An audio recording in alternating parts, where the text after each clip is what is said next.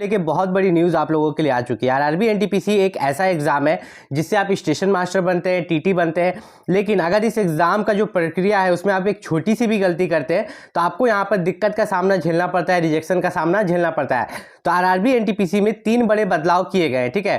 तो ये 3 बड़े बदलाव कुछ बच्चों को मालूम होंगे और कुछ बच्चों को मालूम नहीं होंगे। तो अगर आप आरआरबी एनटीपीसी ग्रेजुएट लेवल या 12 लेवल दोनों में से किसी में भी अप्लाई किए हैं, ठीक है, ध्यान से समझिएगा। अगर आप आरआरबी एनटीपीसी में 12 लेवल में अप्लाई किए हैं या ग्रेजुएशन लेवल में अप्लाई किए हैं तो ये वीडियो आपके लिए है।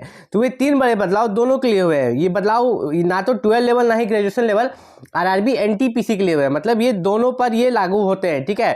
तो अगर आपने आरआरबी एनटीपीसी ग्रेजुएशन लेवल या 12 लेवल का फॉर्म भरा है तो ये वीडियो आपके लिए है। वीडियो स्टार्ट होने से पहले मैं बोल देता हूँ कि वीडियो को लाइक कर दीजिए, क्योंकि हर बार आपको एक सही इन्फॉर्मेशन मिलता है। तो यहाँ पर हम बात करने वाले हैं आरआरबी एनटीपीसी में 3 बड़े बदलाव के बारे में।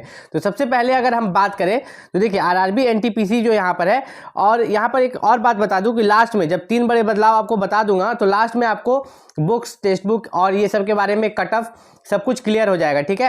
तो वीडियो को अंत तक देखिएगा। तो चलिए वीडियो को शुरुआत करते हैं। तो यहाँ पर अगर बात करें तो आरआरबी एनटीपीसी में आप देखिएगा कि इस बार जो वैकेंसी है ग्रेजुएशन लेवल में 8000 वैकेंसी है और 12 लेवल में 4000 वैकेंसी है। तो बच्चों का बोलना ये है कि 8000 वैकेंसी से क्या होगा, ये 4000 वैकेंसी से क्या होगा। तो आपको एक चीज़ बहुत अच्छे से पता होगा कि हमारा जो है सीबीटी 2 को होगा, एक सीबीटी 1 होगा, एक सीबीटी 2 होगा। आप ध्यान से समझिएगा कि हमको इस पर हमारा सिलेक्शन कैसे होने वाला है, ठीक है। ये सीबीटी 1 और सीबीटी 2 पर हमारा सिलेक्शन यहाँ पर 100% कैसे होगा, ध्यान से समझिए। देखिए सीबीटी 1 जो है हमारा, ठीक है, सीबीटी 1 कैसे काम करेगा और सीबीटी 2 कैसे काम करेगा, बच्चे ये चीज़ समझ ही नहीं पाते। हमारा जो 8000 वैकेंसी है, ठीक है, 8000 वैकेंसी है ग्रेजुएशन लेवल में, 12 लेवल में 4000, तो इसका 15 गुना बच्चा बुलाया जाएगा सीबीटी 2 में। किसमें? सीबीटी 2 में। तो 8000 का 15 गुना करेंगे तो 1,20,000 कितना आएगा हमारा, 1,20,000, और 4000 का 15 गुना करेंगे तो कितना आएगा, 60,000। तो देखिए सीबीटी 1 में जब आप सीबीटी 1 एग्जाम अभी देने जाइएगा जो कि 100 मार्क्स का होता है, उसमें आपको 12 लेवल में 60,000 बच्चा में आना है। कितना में? 60,000 बच्चा में आना है। ग्रेजुएशन लेवल में 1,20,000 बच्चा में आना है। इतना में आ गए तब आप सीबीटी 2 में पहुंचिएगा। लेकिन जिस समय आप सीबीटी 2 में पहुंच गए तो वहां पर तो फाइनल मेरिट लिस्ट बनता है, वहां पर आपका सिलेक्शन होता है। तो जब आप सीबीटी 2 में पहुंचिएगा तो ग्रेजुएशन लेवल में आपको 8000 में शॉर्ट लिस्ट किया जाएगा और 12 लेवल में आपको 4000 में शॉर्ट लिस्ट किया जाएगा। अब ये क्या है आपको ध्यान से समझाते हैं। देखिए होता क्या है ना कि वैकेंसी, मान लीजिए कि कहीं पर वैकेंसी 400 है और कहीं पर वैकेंसी 150 है, ठीक है, कहीं पर वैकेंसी 400 है, कहीं पर वैकेंसी 150 है। तो जहां पर 400 है ना, जब सीबीटी 2 में फाइनल मेरिट लिस्ट बनेगा 120 में से, तो आपको टॉप 400 बच्चा में आना होगा, ठीक है। जितना ही बच्चा अप्लाई किया उसमें टॉप 400 बच्चा में आइएगा तब आपका सिलेक्शन होगा। यहीं पर आपको टॉप 150 बच्चा में आना होगा, ठीक है। तो फायदा इसमें किसको हो रहा है, जहां पर ज़्यादा सीट है, अगर आप अप्लाई किए ज़्यादा सीट वाला जोन में तो आपको यहाँ पर फायदा हो रहा है। आगे चल के हम आपको कटअप भी बताएंगे। तो पहले हम दूसरा यहाँ पर बहुत बड़ा बदलाव जो है वो बता देते हैं, वेटिंग लिस्ट को लेके, ठीक है। Waiting list, down the merit list create किया जाएगा। अभी वेटिंग लिस्ट होता क्या है, मान लीजिए कि आपका 120 में से जो कट ऑफ है वो गया 90, कितना गया आपका कट ऑफ गया 90, ठीक है। तो ये हो गया आपका कट ऑफ और आप ला रहे हैं 88, तो 90 में 88 तो आप 2 मार्क्स कम ला रहे हैं। कितना? 2 मार्क्स कम ला रहे हैं। तो 90 प्लस वाला का तो सिलेक्शन हो गया, पर आपका नहीं हुआ तो आपका यहाँ पर वेटिंग लिस्ट क्रिएट किया जाएगा, ठीक है। यहाँ पर आपको 88 मार्क्स पर आपका वेटिंग लिस्ट क्रिएट किया जाएगा।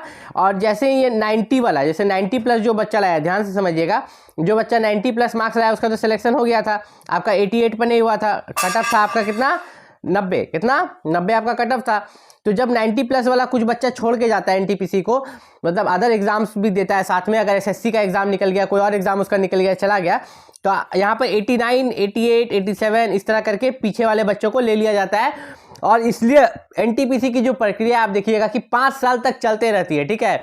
एक बार वैकेंसी निकलने के बाद 5 साल तक चलती रहती है, क्योंकि वेटिंग लिस्ट हर साल यहाँ पर निकाला जाता है। हर 6 महीने पर यहाँ पर जो भी वेटिंग लिस्ट है क्लियर करके यहाँ पर निकाला जाता है, ठीक है। तो आपका सिलेक्शन होने का चांस बहुत ही ज़्यादा है अगर आपने आरआरबी एनटीपीसी में अप्लाई किया है तो। तीसरा यहाँ पर बदलाव ये हुआ था आरआरबी एनटीपीसी में, जो कि बच्चे यहाँ पर नज़रअंदाज करने के बाद उन्हीं को यहाँ पर दिक्कत होने लगता है। वो बदलाव क्या था मैं आपको क्लियर यहाँ पर बता देता हूँ। यहाँ पर जो हुआ था आपका ओबीसी सर्टिफिकेट को लेके और एससी एसटी सर्टिफिकेट को लेके, जिसको लेके यहाँ पर ऐसा चेंज हुआ है कि अगर आपने ये गलती किया होगा तो आपको सब कुछ निकालने के बाद, एग्जाम निकालने के बाद, सीबीटी 1 सीबीटी 2 निकालने के बाद भी आपको रिजेक्ट कर दिया जाएगा, ठीक है। तो वो क्या है आपका, ध्यान से समझिएगा। जैसे कि जितने भी बच्चे यहाँ पर ओबीसी वाले हैं, एससी वाले हैं, एसटी वाले हैं, और ईडब्ल्यूएस वाले हैं, ठीक है, तो उन सभी बच्चों को कास्ट सर्टिफिकेट लगता है सेंट्रल लेवल का। कौन सा? आपका सेंट्रल लेवल वाला कास्ट सर्टिफिकेट लगता है। आप सेंट्रल लेवल का ध्यान से समझिएगा। सेंट्रल लेवल मतलब गवर्नमेंट ऑफ इंडिया की तरफ से, ना कि स्टेट गवर्नमेंट। दो तरह के कास्ट सर्टिफिकेट हमें इशू किए जाते हैं। एक होता है स्टेट गवर्नमेंट की तरफ से, मान लो कि कोई बच्चा झारखंड में रह रहा है तो उसको झारखंड गवर्नमेंट इशू करेगी, यूपी में रह रहा है तो यूपी गवर्नमेंट इशू करेगी, ठीक है, बिहार में रह रहा है तो बिहार गवर्नमेंट, बंगाल में रह रहा है तो वेस्ट बंगाल गवर्नमेंट। लेकिन वे स्टेट वाला के लिए हो गया, लेकिन ये हमारा सेंट्रल जॉब है, ठीक है। रेलवे जो है मिनिस्ट्री ऑफ सेंट्रल रेलवे के अंदर आता है ना, सेंट्रल रेलवे एक तरह से हो गया। तो ये जो आपका है, देखिए रेलवे डिपार्टमेंट जो है, फिर एसएससी डिपार्टमेंट जो है, ये सब सेंट्रल के अंदर आता है, ठीक है।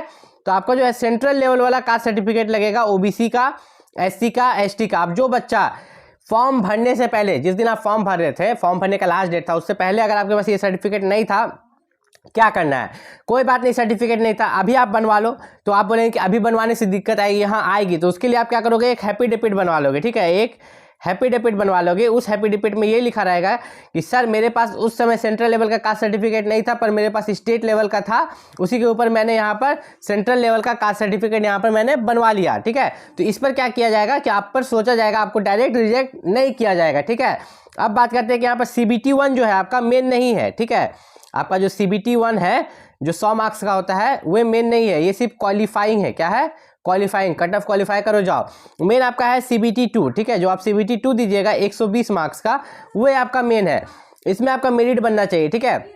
अगर CBT 2 में कोई बच्चा 90+ मार्क्स सोच के चल रहा है ना, तो 100% उसका सिलेक्शन होगा, ठीक है। कोई नहीं रोक सकता 90+ मार्क्स वाला को, वो सेफ स्कोर है, किसी भी जोन में अप्लाई किए होंगे, आपको कोई नहीं रोक सकता, ठीक।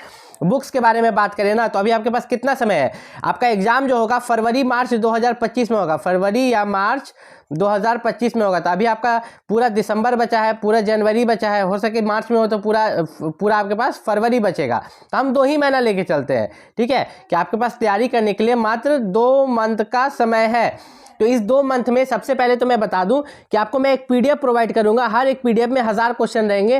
जैसे जीके का अलग PDF रहेगा, जीएस का अलग PDF रहेगा, ठीक है, जीके जीएस और करंट अफेयर का अलग रहेगा, और उसी तरह आपका मैथ और रीजनिंग का क्वेश्चन प्रैक्टिस वाला और प्रीवियस ईयर अलग अलग रहेगा PDF, ठीक है। हर एक PDF में 1000 क्वेश्चन होगा, ठीक है। और इस PDF का कोई चार्ज नहीं लिया जाएगा, क्योंकि ये जो PDF है, ठीक है, ये जो PDF है, इसमें क्या क्या रहेगा? आपका प्रीवियस ईयर क्वेश्चन पेपर रहेगा, और इसमें मॉक टेस्ट के लिए प्रैक्टिस क्वेश्चन रहेगा, ठीक है। टोटल 1000 क्वेश्चन रहेगा हर एक PDF में, ठीक है। और यहाँ पर बात करें अगर, तो जो RRB NTPC के लिए बुक्स बता रहा था मैं, तो देखिए यहाँ पर जीके, ठीक है, जीके जीएस के लिए बताऊंगा, उससे पहले सब मैथ और रीजनिंग के लिए बताते हैं, ठीक है। मैथ और रीजनिंग, देखिए मैंने मैथ और रीजनिंग एक साथ लिखा है, क्योंकि दोनों के लिए जो बुक है एक ही पब्लिकेशन का मिलेगा, किरण पब्लिकेशन का। और ये मैं किरण पब्लिकेशन का नाम इसी तरह नहीं ले रहा हूँ, जो बच्चे स्टेशन मास्टर बने हैं, TT बने हैं 2019 वाले NTPC से, उन्होंने किरण पब्लिकेशन ही पढ़ के दिया है, ठीक है। इस बात का खास ख्याल रखिएगा। अब देखिए आप लोग क्या करते हैं ना, जीके जीएस और करंट अफेयर के लिए यूट्यूब पर वीडियो देखते हैं, ठीक है, जीके जीएस और करंट अफेयर के लिए रात दिन यूट्यूब पर वीडियो देखते हैं। सुबह सुबह उठेगा बच्चा, जीके कर रहा है, जीएस कर रहा है, करंट अफेयर कर रहा है, समय बर्बाद कर रहा है। ये सब नहीं करना, आपको बस एक बुक खरीद लेना है, जो कि आपका आता है स्पीडी पब्लिकेशन का। किसका? आपका स्पीडी पब्लिकेशन का एक बुक आता है, उस बुक को आप खरीद लीजिएगा। उस बुक में आपका सब कुछ दिया रहता है, ठीक है। स्पीडी पब्लिकेशन का बुक, जैसे जीके का अलग आएगा, जीएस का अलग आएगा, करंट अफेयर का अलग आएगा। अगर आप इसको कंप्लीट करने में 1 महीना का समय लगता है, कितना? 1 मंथ का समय लगता है। 1 मंथ में कंप्लीट कर लीजिएगा तो आपका जीके जीएस और करंट अफेयर आराम से कंप्लीट हो जाएगा। उसमें सटीक दिया हुआ रहता है, और वो एग्जाम में वो चीज़ आता भी है, ठीक है।